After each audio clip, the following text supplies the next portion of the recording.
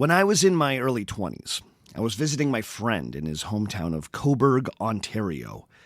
Now, for those not familiar with Cobourg, it's a mid-sized Ontario town on the northwestern shore of the lake, easily accessible by Highway 401, almost exactly halfway between Toronto and Kingston.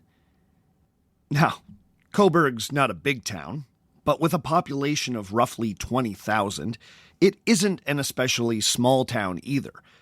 It's the kind of place with a cute little main street that manages to support an independent record store. It's got a great sandy beach, albeit on the consistently frigid waters of Lake Ontario. My point is that Cobourg is the kind of town where occasionally something interesting might roll through.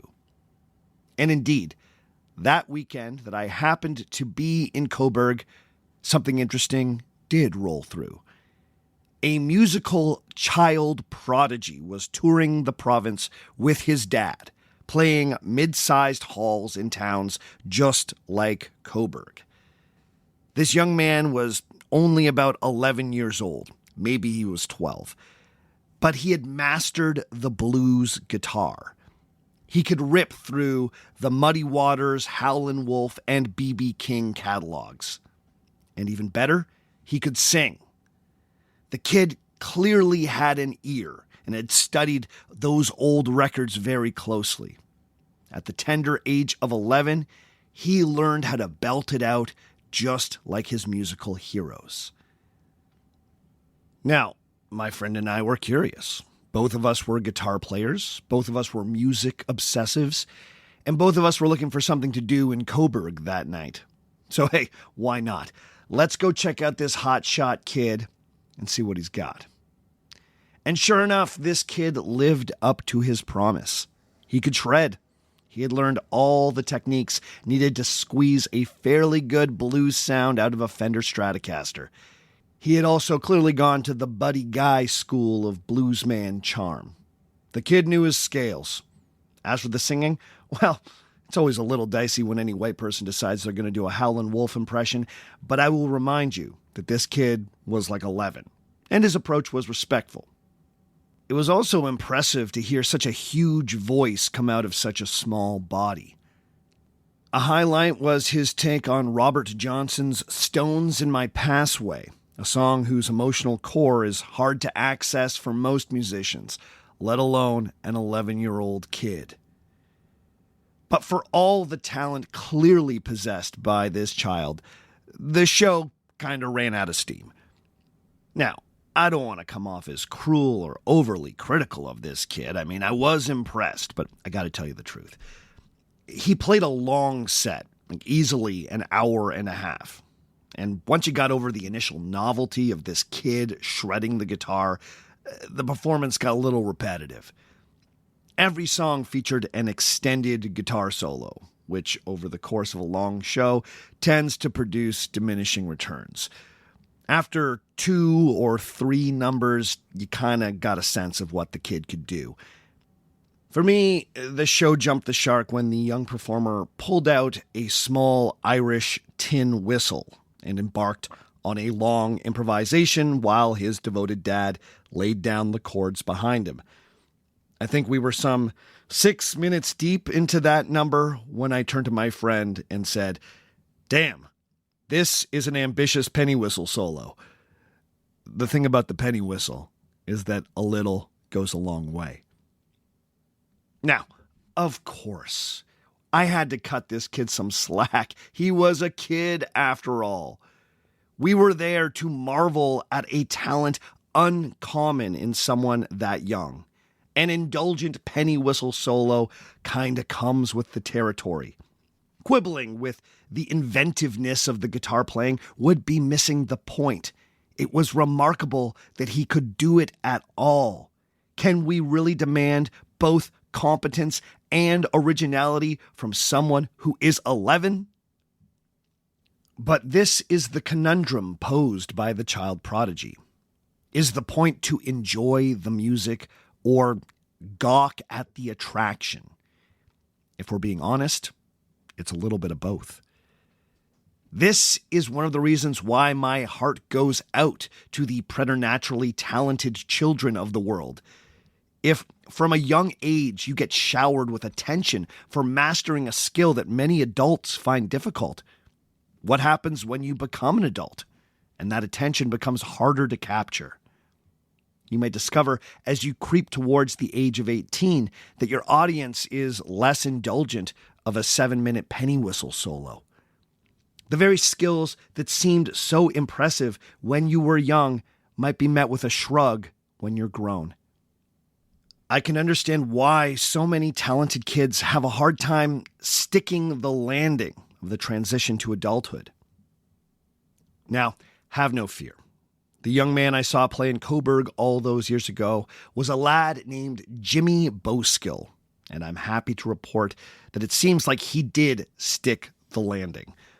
Bowskill's gone on to have a successful career playing guitar for bands like the Sheepdogs, and most recently with Canadian legends Blue Rodeo. But Lil Jimmy Bowskill is perhaps the exception that proves the rule. Making the transition from child prodigy to adult artist is a complicated and treacherous process. I have a great deal of empathy for anyone who's had to navigate this. What's worse is that the most famous historical model for a musical child prodigy is someone whose achievements are so grandiose that it seems unfair, perhaps even downright cruel, to use him as a comparison. I speak, of course, about Wolfgang Mozart, one of the most famous names in the history of music, period. I was tempted to say Western music just then, but I think that undersells just how popular Mozart's music has become around the world. In fact, in the 21st century, Mozart may be more beloved in China than anywhere else on the planet, save perhaps Austria. Of Mozart's many achievements, one of the more astonishing, in my opinion, is that he made the transition from child prodigy to adult genius in a way that seemed effortless. But one of Mozart's unexplained gifts was that everything he did seemed kind of effortless. Mozart's older sister, Maria Anna, herself a talented musician, would remember that at the age of 3, her little brother would watch her as she practiced a keyboard instrument called a clavichord. As she played, he would jump in and mischievously hit the third of whatever chord she was playing. Even at 3, he was always in key.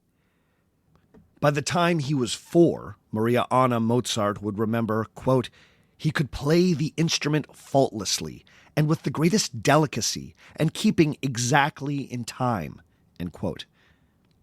By the time he was 5 years old, he was composing small pieces of his own. Here's one of the first pieces of music credited to young Mozart.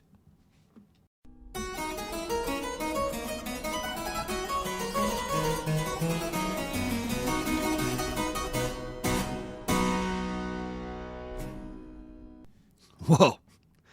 I mean, it's a charming little piece, made all the more amazing because of the tiny person who conceived it. My oldest child is a few months shy of 5 years old right now, and I honestly don't know what I would do if all of a sudden he started creating something on that scale. I'd freak out. Mozart's father, Leopold Mozart, knew exactly what to do. Get the kid playing and start charging admission. He was very quick to take those kids on the road and make some cash while the getting was good. Wolfgang managed to emerge from this unusual childhood primed to create some of the greatest musical masterworks of the classical era. But it wasn't without sustaining physical and emotional wounds that would stay with him right up to his untimely death at the age of 35. But one needs to be careful when making sweeping statements about the life of Mozart. It should come as no surprise that a figure as venerated as the great Amadeus has been the subject of an appropriately enormous number of historical myths. Mozart's genius, which was evident from a very young age, can seem supernatural. And so his life is often remembered as having a type of supernatural significance.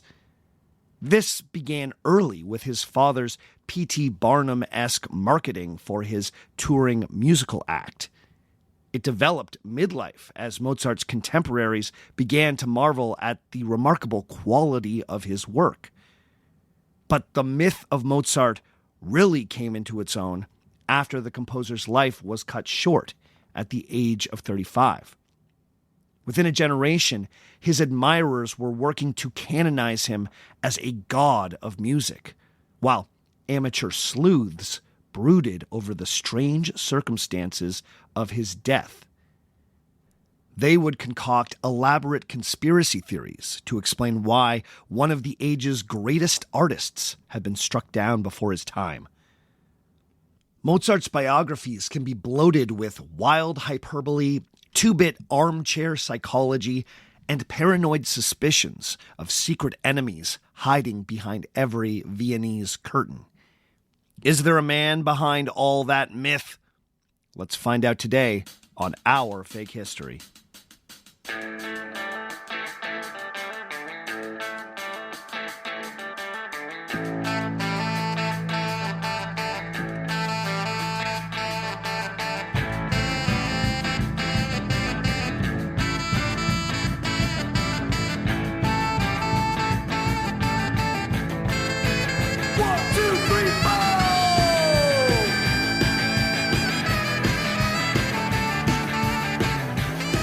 Episode number 192, Who Killed Mozart, Part 1.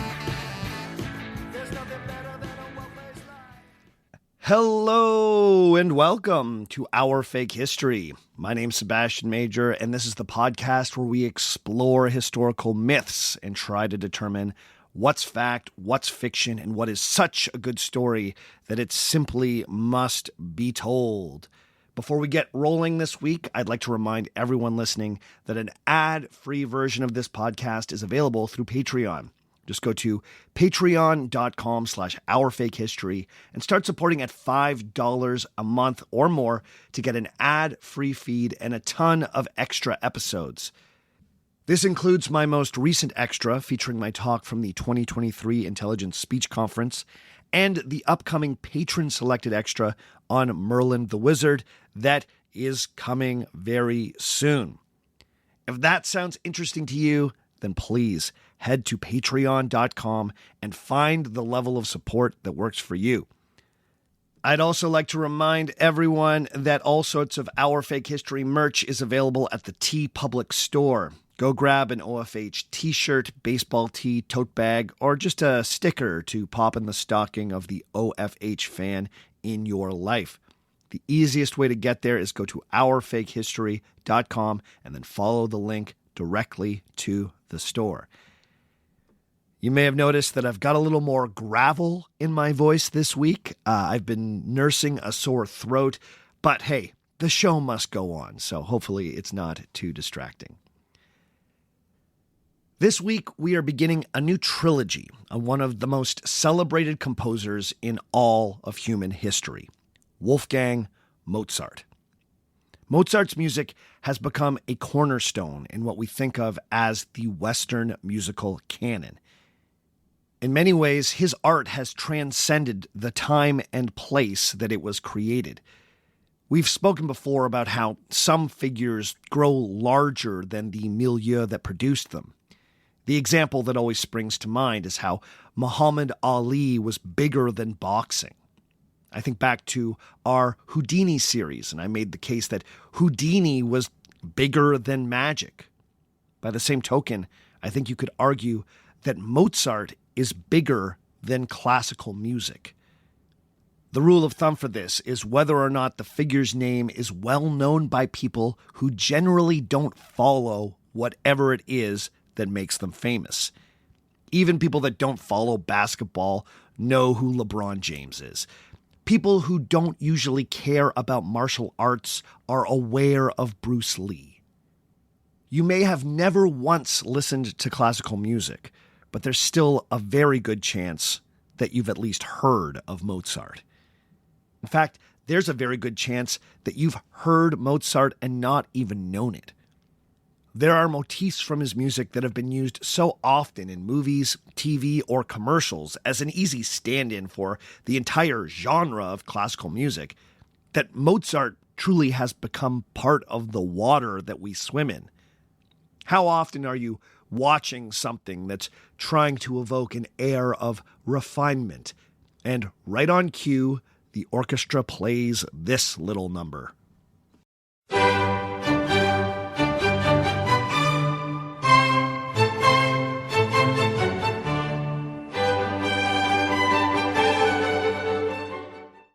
That was, of course, the opening to Ein kleiner Nachtmusik, or A Little Night Music, also known as Serenade Number 13 for Strings in G Major.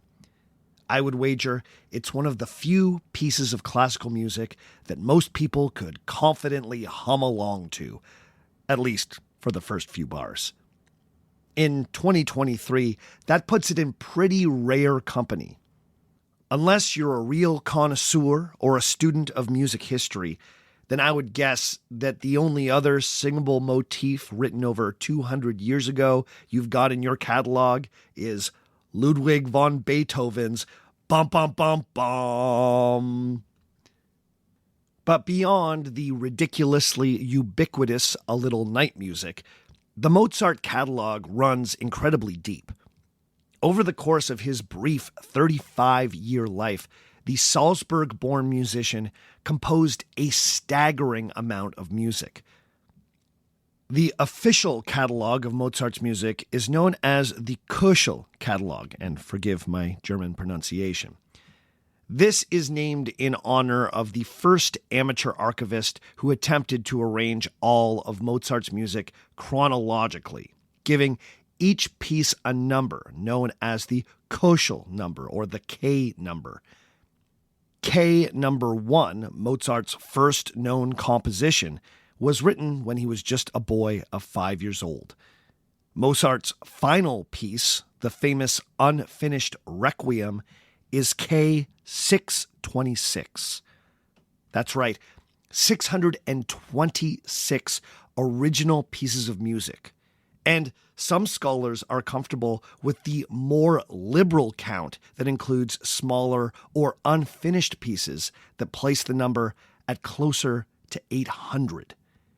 Now, to be clear, these numbers often get revised as new pieces are uncovered, or it's discovered that Mozart didn't actually write something that's long been attributed to him. Still, any way you slice it, this is a level of creativity that's hard to fathom. This output includes 20 theatrical works, between 42 and 56 symphonies, depending on how you count, at least 27 piano concertos, and many more for violin, flute, clarinet, oboe, and bassoon. Over 200 dances, roughly 70 chamber works, and a long list of canons, serenades, and arias. And I am just scratching the surface. But the sheer volume is all the more impressive because so much of the music is extraordinary. But if you're like me, and you're a bit of a neophyte when it comes to classical music, judging the quality of one symphony over another can be difficult. If your ear isn't trained, trying to discern the differences between a good and a great piece of classical music can feel almost impossible. Now, this isn't just true of classical music. If you're not used to jazz, it can feel equally inaccessible. For a long time, I felt the same way about electronic music, until, like so many alt-rock fans, I was electro-pilled by Radiohead and then went deep into Aphex Twin and The Orb. But I digress. My point is that understanding the nuances of any art form takes some exposure. Approaching the work of Mozart can sometimes feel daunting, especially if it doesn't click right away. I think this is partially because both his music and his personal genius have been described using a level of hyperbole the kids might call unhinged. I'll give you some examples. The German poet Franz Alexander von Kleist once said, quote, "Mozart's music is so beautiful as to entice angels down to earth," end quote. The American playwright and OFH Season 9 recurring character Arthur Miller once wrote that, quote, "Mozart is happiness before it has gotten defined," end quote. The journalist Phil Golding once tried placing Mozart's work in the grand scope of the history of music and wrote, quote, "For one moment in the history of music, all opposites were reconciled, all tensions resolved. That luminous moment was Mozart," end quote. Oh, if being the apotheosis of music history wasn't enough, many people have been moved to speak about Mozart using downright spiritual, metaphysical, and religious language. No less a giant than Albert Einstein once said, quote, "Mozart is the greatest composer of all. Beethoven created his music, but the music of Mozart is of such purity and beauty that one feels he merely found it, that it has always existed as part of the inner beauty of the universe waiting to be revealed," end quote. Is it just me? Or is Einstein slyly suggesting that Mozart is like a great scientist, using his genius to reveal the truths of nature? But if Einstein loved Mozart as a scientist, many others loved him as a portal to the divine. The great conductor George Solti once said, quote, "Mozart makes you believe in God, because it cannot be by chance that such a phenomenon arrives into this world and leaves such an unbounded number of unparalleled masterpieces," end quote. Solti wasn't the only one who saw Mozart as a miracle.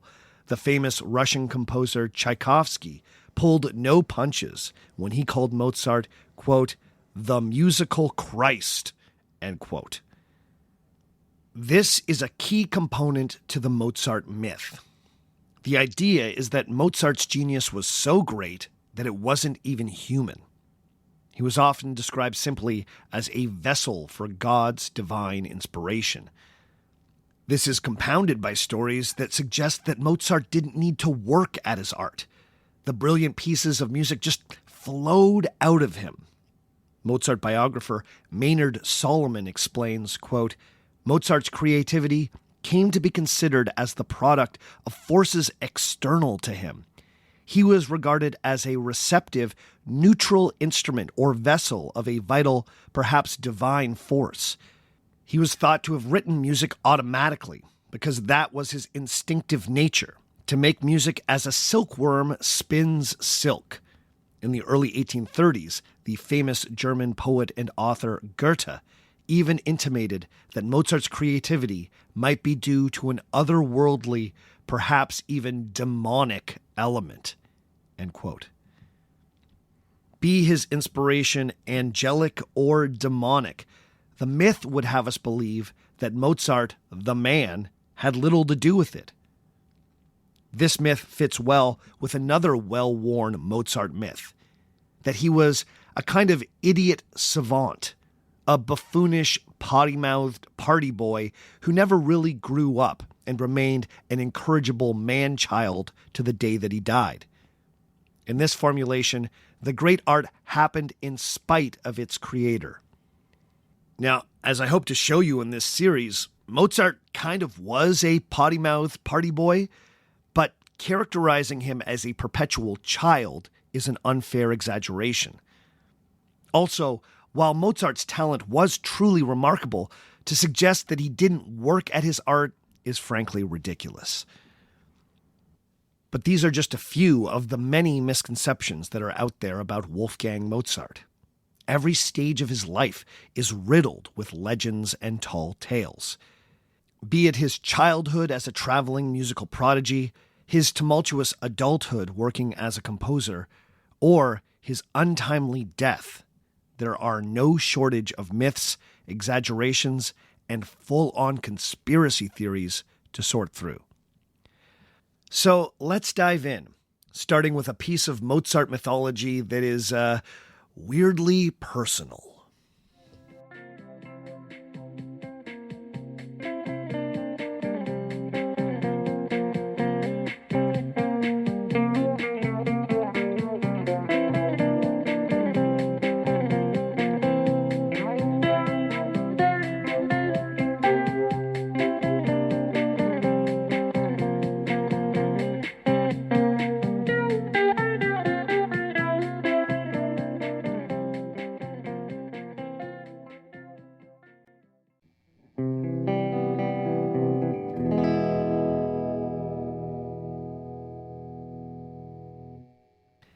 Exploring this topic has forced me to confront some of my own personal mythology.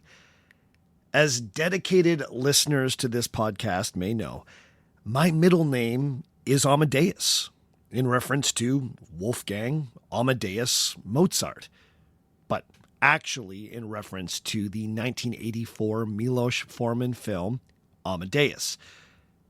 The story I've always been told is that when I was but a fetus, my parents went to the theater to check out the movie. Apparently, when the score kicked in, I started kicking like crazy. My parents were so delighted by this that they started joking that they should make my middle name Amadeus. But after a while, they thought maybe it wasn't a joke. Maybe the name Sebastian Major was already so big-sounding that the only fitting name was Amadeus. So now I'm Sebastian Amadeus, which I admit is a pretty serious handle that I hope one day to grow into. But you know, when it's your name, it becomes part of your identity. Now, when I was diving into the research for this series, I of course knew that I was going to be reckoning with the movie Amadeus and the play by Peter Shaffer that it was adapted from, as many well-worn Mozart myths were given new life by those works. I understood that going in. What I didn't know was that Mozart's middle name was not actually Amadeus. Friends, this revelation got me shook. It turns out the great composer at the center of this series was baptized Johannes Chrysostomus Wolfgangus Theophilus Mozart. He went by Wolfgang in honor of his maternal grandfather and often rendered his middle name Theophilus as the German Gottlieb. So for most of his life, he was Wolfgang Gottlieb Mozart. So where does Amadeus come from? Well, Mozart was a very playful guy. He loved goofing around with his name. He liked giving himself all sorts of colorful aliases when he was writing letters. He would sometimes sign himself as D. Mozartini, Mozartus, and Mozarti. He would sometimes render his name backwards as Trasm, or even Nagflow, the backwards version of Wolfgang. He was just as playful with his middle name. The Greek name Theophilus means beloved by God. The German version of that is Gottlieb, and the Latin version is Amadeus. When Mozart was a young man living for a brief period in Paris, he started adopting a French variation of this name, Amadei. Then, throughout his life, he would occasionally use that formation. For instance, we know on his marriage license, he gets written down as Wolfgang Amadei Mozart. He would also occasionally sign things as W.A. Mozart. But we only have one known document where he wrote his middle name as the Latin Amadeus, And in that document, he signed his whole name as Wolfgangus Amadeus Mozartus, which is kind of like joking Latin. So Amadeus may have been a joke. But in the early 1800s, many of Mozart's biographers seized on the name Amadeus, as they believed it better venerated Mozart.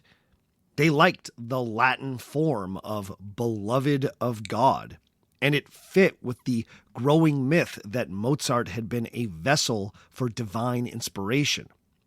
Amadeus, which Mozart used only once and probably jokingly, became a way to aggrandize him. In a way, it's the perfect title for Schaeffer's play and Milos Forman's film, because Amadeus really is the mythical Mozart.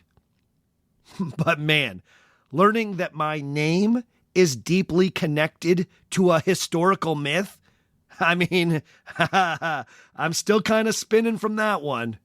Oh, Mythbuster, bust thyself. Anyway, I just had to start there. I think it gives you a good sense of just how rich this topic is going to be. Now, when examining the life of Mozart, there's a great temptation to try and psychoanalyze the composer. His immense creativity suggests a fascinating and unique mind. So perhaps it's unsurprising that the curious want to understand exactly how that mind functioned.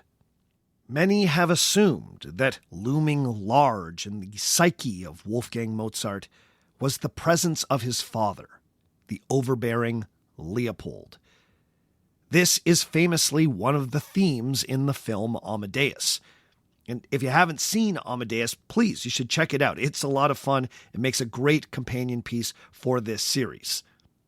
Anyway, if you're not familiar with the movie, the director, Milos Forman, uses a masquerade costume worn by Leopold Mozart in one of the scenes as a symbol of Leopold's shadow being cast over Mozart's life, even after the old man's death. In the film, the jealous composer Antonio Salieri uses this masquerade costume to taunt the sickly Mozart with the dark memory of his deceased father. The haunting presence of Leopold has become an essential part of the Mozart myth. And there's no denying that Leopold and Wolfgang had a complicated and often contentious relationship. We're lucky, in the case of Mozart, that a wealth of primary sources in the form of personal correspondences have survived from his life. The 18th century was the great age of letter writing, and we have nearly 1,000 letters to and from Mozart that have survived. Now, this is a really wonderful historical source to have, because you can really get a sense of someone's personality. And we get an insight into ongoing conversations that were happening between key people in the story. Leopold and Wolfgang's correspondence tells quite a tale. However, Mozart's scholars disagree about how it should be interpreted. In his Pulitzer Prize-nominated biography of Mozart, historian Maynard Solomon makes the case that Leopold was the worst kind of show parent. In Leopold's letters, Maynard Solomon sees a depressed, possessive, and needlessly vindictive man who tried to his dying day to control his talented son. This appraisal is echoed by Professor Robert Greenberg, whose very entertaining lecture series on Mozart has been a very helpful source for this series. These two scholars are among many who see Leopold Mozart as Wolfgang's tormentor. Reading and listening to their work, I couldn't help but see Leopold as the 18th century forerunner to some of pop music's best-known evil father figures, like Murray Wilson, the abusive father manager to Beach Boys' Brian and Dennis Wilson, or Joe Jackson, the terrifying patriarch of the family that gave us Michael, Janet, and the Jackson 5. But it should be noted that other scholars like Roy E. Waits and Ruth Halliwell have pushed back on this characterization. They've argued that Leopold has been too harshly judged. Now, they certainly don't deny the tension between father and son, but instead argue that Leopold's parenting style was actually somewhat progressive for the 18th century, and that Wolfgang perhaps needed a strong guiding hand into adulthood. By the end of this series, I think you'll get a sense of what I think, but it should be said that this remains debated. Either way, you cannot tell the story of Wolfgang Mozart without also telling the story of Leopold. Leopold was born into a middle-class bourgeois family in the German-speaking city of Augsburg in 1719. His family hoped to groom him for the priesthood, but that simply was not in the cards for young Leopold. At an early age, he became very interested in music and theater. He got involved in school plays and eventually learned how to play both the violin and the church organ. But despite his talents and obvious intelligence, records show that Leopold took 7 or possibly 8 years to complete the 6-year program at what was essentially his elementary school, or gymnasium, in Augsburg. For some reason, young Leopold was held back. Professor Robert Greenberg has guessed that this was an early expression of Leopold's lifelong distaste for authority and his disinterest in becoming a priest. Leopold also spent some time studying at St. Salvator Lyceum in Augsburg, but around the time of his father's death, when he was 16, Leopold chose to drop out of that program. He eventually landed at Benedictine University in Salzburg, which is now just the University of Salzburg. Salzburg would become the city that he would call home for the rest of his life. Now, it seems like Leopold was able to complete some form of 1-year undergrad program in philosophy and jurisprudence, which I get the impression was the 18th century equivalent of pre-law. But in year 2, he was expelled basically because he wasn't going to class. The equivalent of his report card read that Leopold, quote, "from the beginning of the school year hardly attended natural science more than once or twice, and has therefore rendered himself unworthy of the name of student," end quote. Oh, they knew how to say it back then, didn't they? So you get the feeling that Leopold was this intelligent but angsty young man. He was a chronic dropout, bristling at the expectations of his parents and really just wanting to play music. God, I feel like I know this guy. I definitely hung out with this guy in my 20s.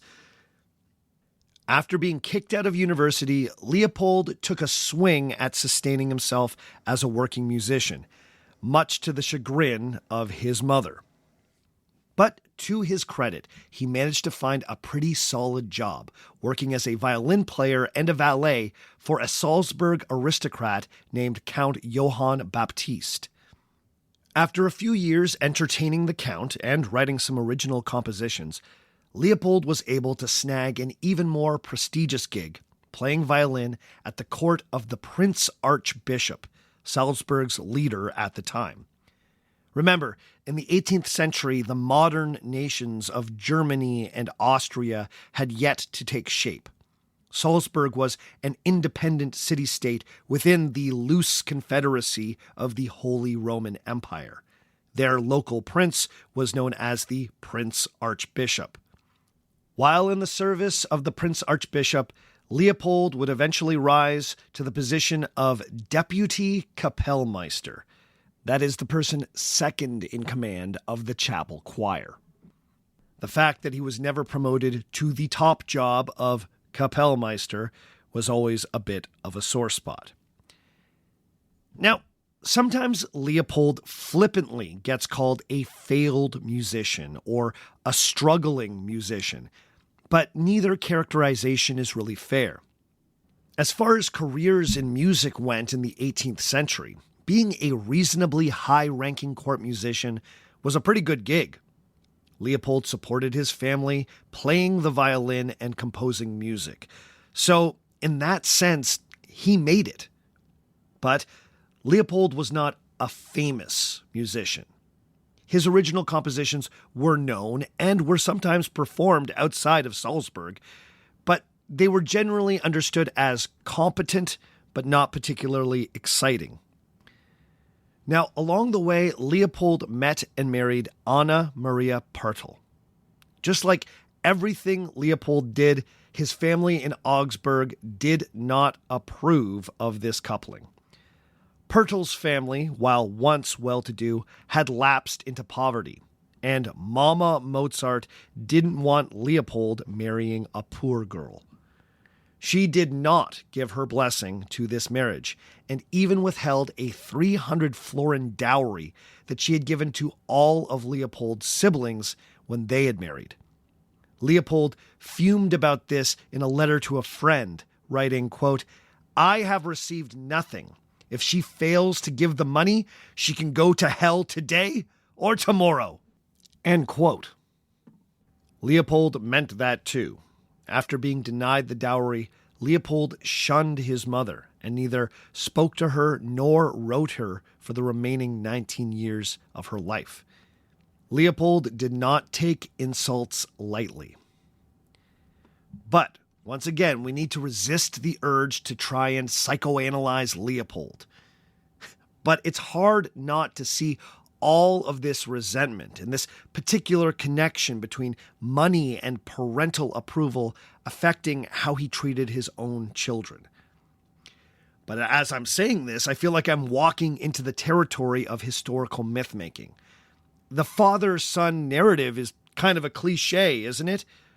Are we too quick to impose it here? Maybe. So I'm going to proceed with caution. But man, if the shoe fits. Now, I wish I could tell you more about Wolfgang's mother, Anna Maria, but sadly the sources are considerably more quiet when it comes to her.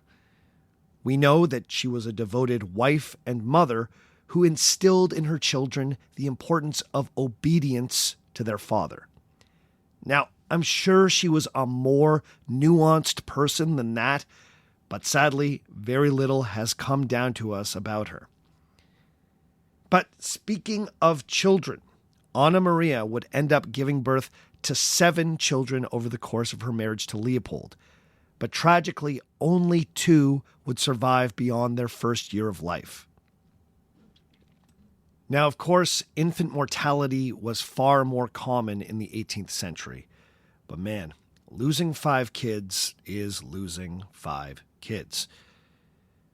But in 1751, the couple welcomed their daughter, Maria Anna, nicknamed Nannerl, which I'm assuming is a very cute nickname in German. She was technically the couple's 4th child, but would be the first to survive her first year of life. 5 years later, after the loss of 2 more infant children, in 1756, the family welcomed Wolfgang. Now, it was actually Nannerl who was the first to demonstrate real musical talent. It's a little unclear exactly how old she was when Leopold first began giving her music lessons, but what we know is that by the time she was 7, she was a very competent clavichord and harpsichord player. It was around that time that her precocious 3-year-old brother started adorably intruding on her keyboard practice. Little Wolfgang was a small, sickly, but cheerful child. He would remain slight-statured his entire life, reportedly standing at best 5'4" in his well-heeled 18th century shoes. He was also born with one of his ears slightly deformed. Now, this doesn't seem to have affected his hearing, it just looked a little unusual. Mozart was self-conscious about this his entire life, and did his best to hide his ears with his hair and wigs whenever he could. Now, There is something weirdly poetic about a musical genius hiding his ears, isn't there? But I swear to you, I'm not making this one up. Now, the stories of Wolfgang's genius as a child are kind of mind-blowing. So let's take a quick break. And when we come back, we'll get into the amazing tales of baby Mozart.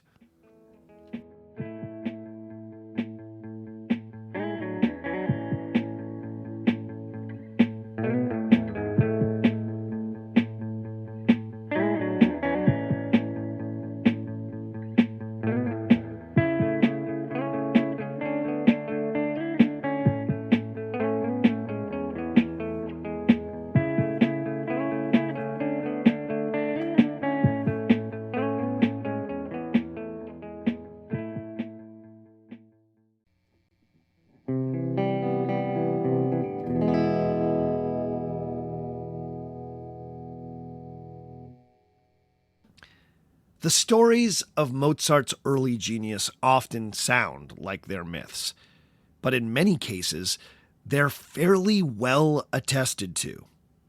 As we already mentioned, Mozart's sister would remember that at the age of 3, little Wolfgang could correctly find the third in whatever chord she might be playing on the keyboard.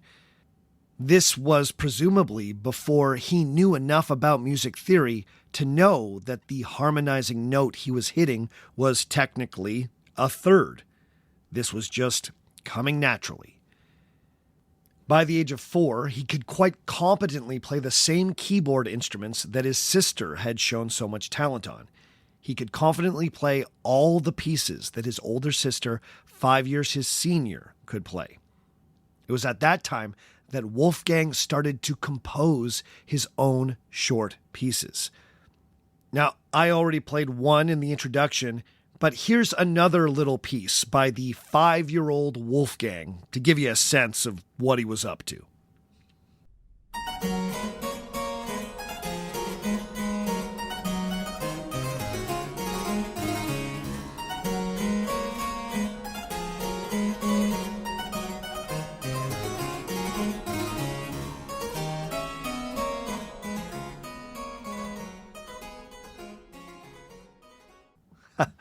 Wow. Now, one of the big questions debated by scholars about the music composed in Mozart's childhood is how much was Leopold helping? Now, according to the myth, not at all. Little Wolfgang did it entirely on his own. But it's been pointed out that the first few Wolfgang compositions were written out in Leopold's handwriting. The explanation is that in the early days, Leopold was merely the copyist, and as Wolfgang grew, the young man eventually took over that role as well. But many scholars are a little skeptical of this. It seems unlikely that Leopold didn't help at all. All the sources agree that Leopold was teaching Wolfgang the basics of composition from the age of 5. Something that he was notably not doing for his talented daughter, and we'll come back to that. The question is, did Leopold's composition lessons extend into helping his tiny child work out his first pieces? Many think that they had to. There's also a story that at the age of 6, Wolfgang taught himself how to play the violin. He just picked up the instrument and started fiddling with it. Within a few months, he was playing arias. Now, it seems clear that Mozart could play the violin beautifully by the time he was 6 years old. But again, it's hard to believe that Leopold, whose job at court involved teaching young people how to play the violin, didn't give his 6-year-old some pointers. Now, I'm not saying this to diminish the brilliance of young Mozart, but I could easily see how the miracle of a 6-year-old mastering the violin after just a few months of practice could be mythologized as him teaching himself. And to be honest, I guess it's not even all that much of an exaggeration. But even the scholars who regard the early Mozart pieces as collaborations between Wolfgang and Leopold don't doubt that Wolfgang was an essential part of the creative process. Leopold may have been helping, but no one thinks that he was secretly writing Wolfgang's music for him. This was because by the time Wolfgang was 7, he could compose melodies on the spot, and did so as part of public performances. Many astonished concert guests noted that young Wolfgang seemed able to improvise better than most adults could compose. By the time Wolfgang was 8, he had composed his first symphony. Now, as far as symphonies go, this one was relatively simple. It's also important to know that in the 1760s, symphonies weren't quite as massive as they would grow to be. In fact, over the course of his life, Mozart would make a huge contribution to the development of the symphony as a musical form. For this first outing, he wasn't composing for what we now think of as a full orchestra. This was an 11-minute piece of music written for a small string section, 2 oboes, and 2 horns. But it was still a symphony. And I'll say it again, Wolfgang was 8. Let's hear a little clip from that.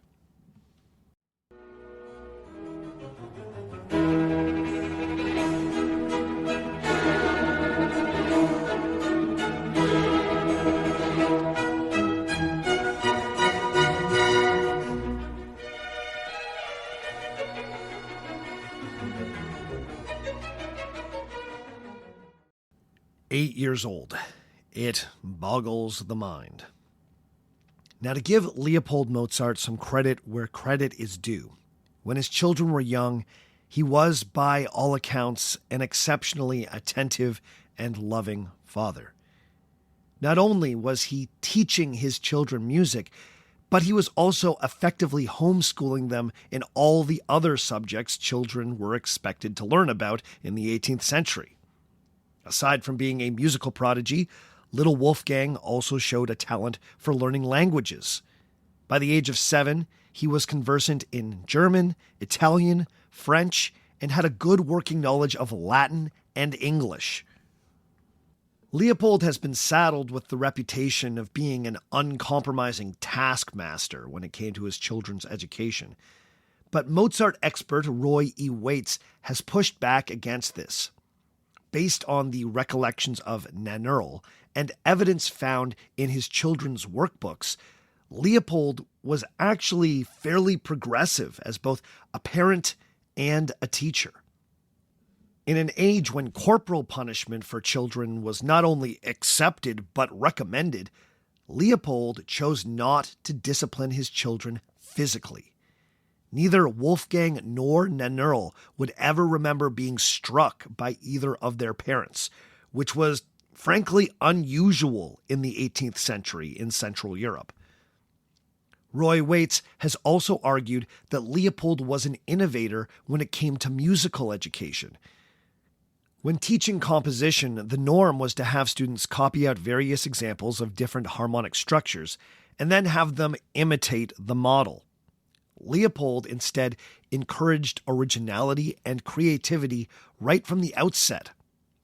According to Waits, quote, "Leopold allowed Wolfgang to invent musical ideas freely without prior imitation of textbook models," end quote. This approach clearly worked with both of his kids. Again, as this series progresses, you'll see that Leopold does not always come across as a sympathetic figure. But it should be said that in the 18th century, it was rare for fathers to be this engaged in the raising of their young children. Leopold recognized his children's talents very early and did everything he could to nurture those talents. His letters reveal the pride that he felt in his children's achievements. When writing about his daughter, he would say, quote, "My little girl plays the most difficult works which we have, with incredible precision and so excellently. What it all amounts to is this, that my little girl, although she is only 12 years old, is one of the most skillful players in Europe." End quote. In a letter to his father, Leopold called Wolfgang, quote, "a miracle that God allowed to be born in Salzburg." End quote. You can see that some of the early hyperbole about Wolfgang came from his proud papa. Nannerl would also remember an adorable little nighttime ritual where every evening before bed, Wolfgang would insist that he and his father sing a very specific song together, with Leopold chiming in with the harmony part at just the right time. They apparently did this every night until Wolfgang was 10 years old. You can't say that Leopold didn't love his kids. However, I think you could argue that he had a hard time letting them become adults.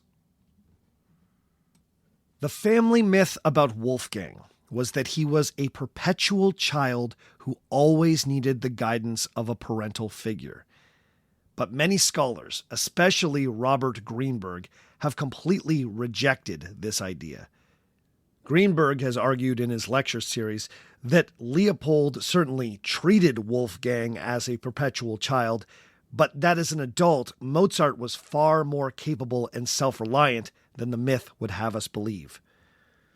The myth of Mozart the man-child really became embedded in the sources with the writing of the first Mozart biography. Wolfgang's first biographer was a man named Friedrich Schlichtegroll, and forgive the pronunciation once again. I tried that one a number of times. Schlichtegroll, I think, is as good as I'm going to get. Anyway, his book on Mozart has been described as more like an inaccurate extended obituary for the composer. For research, he reached out to a Salzburg native and a friend of the Mozart family, Albert von Moltke. The biographer sent Moltke a list of questions, and Moltke in turn took them to Mozart's sister, with whom he was acquainted. Nannerl was very careful only to comment on the things that she had personally observed. However, there was one particularly infamous quote that was taken from these Moltke letters that was just too juicy for the biographer not to print. The quote, which was attributed to Nannerl, went like this, quote, "Just as this rare human being, Wolfgang, became a man in art very early, so he remained, on the other hand, in nearly every other respect, forever a child. He never learned self-discipline, had no feeling for domestic order, for the proper use of money, for moderation, and the sensible choice of pleasures. He always needed a supervisor, a guardian to look after the domestic details of his life." End quote. In his lecture series on Mozart, Robert Greenberg guesses that Nannerl here is speaking in Leopold's voice. It was certainly Leopold's opinion that Wolfgang always needed his father to make the big decisions and guide him. However, Roy Waits has pointed out that the document that quote is drawn from is somewhat suspect. The answers to most of the other questions that were presented to Mozart's sister were written in Nannerl's own handwriting. That quote was pulled from a lengthy postscript written in a different handwriting, likely that of friend of the family Albert von Moltke. So, the provenance of that quote is disputed. Even though Nannerl is credited with saying it, she did not write it out in her own hand.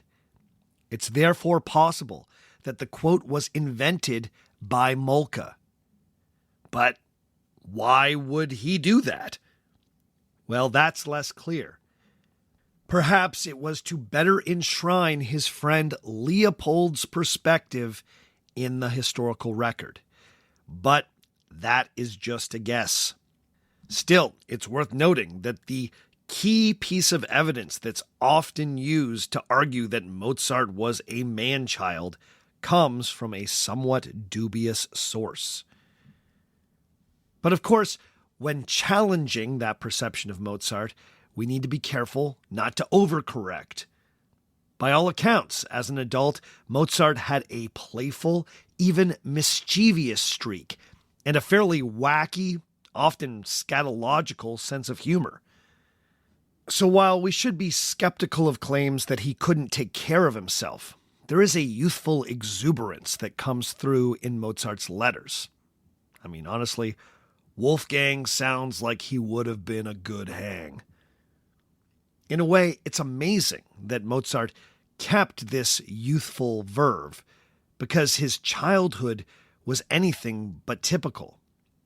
By the time Wolfgang was 7, his father had put together an entire concert experience showcasing the amazing abilities of his 2 talented children. The performance was tailored for an aristocratic audience, not surprising given Leopold's experience as a musician in the court of Salzburg's Prince Archbishop. Not only would the children play a number of popular chamber pieces on harpsichord and violin, young Wolfgang would also wow the crowd by improvising on suggested musical themes. The show eventually incorporated gimmicks where the kids would play the harpsichord with the keys covered, or Wolfgang would play the violin blindfolded. Their first serious gig was in Munich, in the court of the local prince, the Elector Maximilian Joseph. The performance was such a hit that Leopold was able to lock down another series of performances in Vienna. After wowing a crowd of Austrian lords at the residence of one Count Carlotto, the Mozarts were paid the honor of an invitation to perform before the Habsburg Empress Maria Theresa. The performance took place in the Habsburgs' ornate Schönbrunn Palace, and in attendance were the Empress and a large part of the royal family, including many of Maria Theresa's children. Now, there's a story that while performing, the 7-year-old Mozart slipped on the floor and was helped to his feet by one of these princesses, a little girl who was just a few months older than him. That princess was none other than Marie Antoinette, future Queen of France. Little Mozart was so taken by this act of kindness, he allegedly proclaimed, quote, "You are good. I will marry you," end quote. This facetious marriage proposal has sometimes been exaggerated as one of the great what-ifs of history. You'll sometimes read that Mozart and Marie Antoinette were always secretly in love. What if Marie Antoinette had married Mozart? Could either of them have avoided their tragic fates? But this story is almost assuredly a historical myth. There are no contemporary accounts of this, and we have a very detailed version of events written by Leopold Mozart. Leopold was always keen to record any colorful story about his son, so it seems weird that he would omit a marriage proposal to an Austrian princess if it actually happened. He did record that Wolfgang playfully, quote, jumped into the Empress's lap, grabbed her round the neck, and kissed her right and proper, end quote.